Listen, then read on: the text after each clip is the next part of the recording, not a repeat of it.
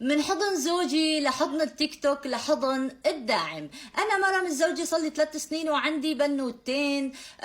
رغم اني كافية خيري شري، ورغم انه الفقر اكلنا اكل، ورغم انه زوجي ما عم يشتغل يوم 10 لا، واجار بيوت ومصروف الاولاد وغيره وغيراته، رغم هالشي ساكتة وعم بقول الله رح يفرجها بكرة. لحديت ما يوم من الايام اجا زوجي لعندي وعم يتفرج على الموبايل، وقعدني جنبه وقال لي تفرجي على هالبنات كيف عم ينصبوا على هالشباب ببلاش، وصار يفرجيني اللي حيطه كمامه واللي حيطه خمار واللي مطالعه ايدها واللي مطالعه رجلها، ويقول لي تفرجي على الهدايا كيف عم تنزل لعندهم، شو رايك انك تعملي مثلهم وهيك بنصير بنقبر الفقر قبر. طبعا انا قلت له لا، مستحيل اني اساوي هذا الشيء، ومستحيل اني اطلع، لاني اصلا انا بخجل اني اطلع من البيت واحكي مع اي حدا، كيف بدي اطلع هيك واحكي مع العالم؟ قال لي لا، بدك تساوي هالشيء او بدك تطلعي من البيت وتنقلعي منه. وطبعا هذا الشيء صار بعد جدال طويل وقتيله بيني وبينه، وانا يتيمه وما عندي اي حدا اروح لعنده، اضطريت اني ارضخ له واوافق.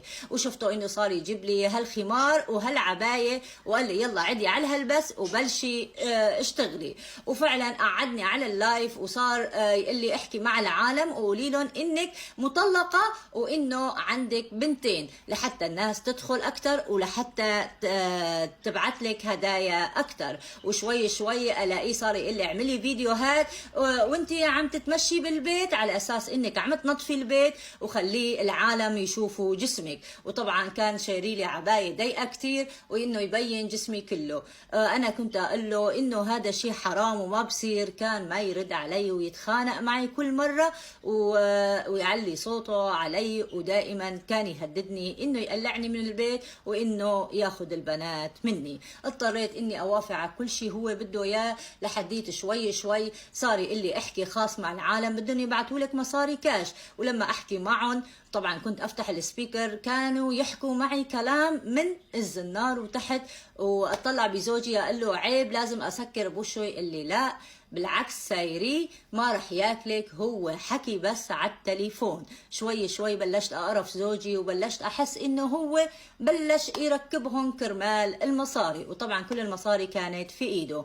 لحديت انا قررت اني الم شوية مصاري لحالي، وصرت احكي مع الناس لحالي بيني وبينهم لحتى يبعثوا لي مصاري، واقول لهم انه انا بصراحة متزوجة واحكي لهم قصتي وانه انا بدي المصاري لايدي وما تقولوا لزوجي. وفعلا كانوا يبعثوا لي لإلي. لحديت مره من المرات اجاني واحد وصار يعرض علي انه بده ياخذ لي بيت، وانه انا والبنات نطلع من بيت زوجي مباشره لهداك البيت. وفعلا وافقت واخذت بناتي وطلعت وسكنت بالبيت اللي استاجر لي اياه الداعم. ولكن شوي شوي بلش يقول لي شو رايك نكتب ورقه عرفيه وتطلقي من زوجك؟ وفعلا طلبت الطلاق واتطلقت، وكتب ورقة عرفي بيني وبينه، وقعدنا مع بعضنا في البيت لمدة شهر واكثر بشوي.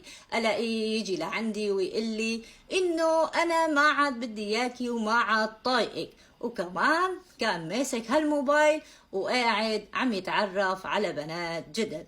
انا هون عرفت انه الموضوع كان موضوع تسلاية مش اكتر. انا مخنوقة كتير يا عالم ومالي عرفانة شو بدي اساوي. بيتي خرب لي يا زوجي، وانا هلأ حاسة حالي صرت انسان رخيصة، وصرت انه عم بمشي من بيت لبيت. قولولي شو الحل وشو اعمل؟